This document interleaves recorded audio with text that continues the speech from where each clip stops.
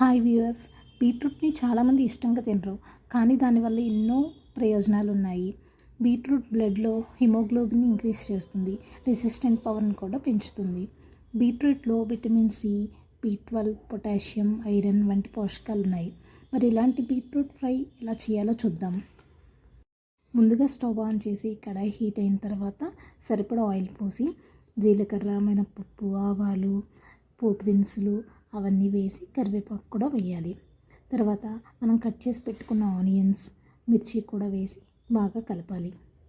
Onions కొంచెం fry అయిన తర్వాత దంచిన వెల్లుల్లి కూడా వేస్తే మంచి టేస్ట్ వస్తుంది.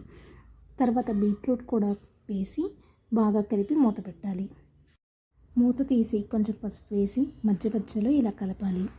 బీట్రూట్ బాగా కుక్ అయిన తర్వాత ఈ స్టేజ్లో సరిపడా సాల్ట్, కారం వేసి అవి బాగా కలపాలి.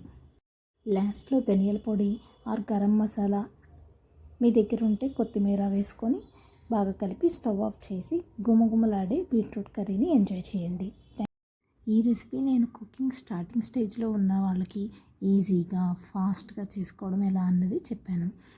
ఈ కర్రీస్ మీరు ఎలా చేస్తారో కమెంట్ చేసి చెప్పండి. మీరు ఇంకా ఈ ఛానల్ని సబ్స్క్రైబ్ చేయకపోతే ప్లీజ్ సబ్స్క్రైబ్ మై ఛానల్.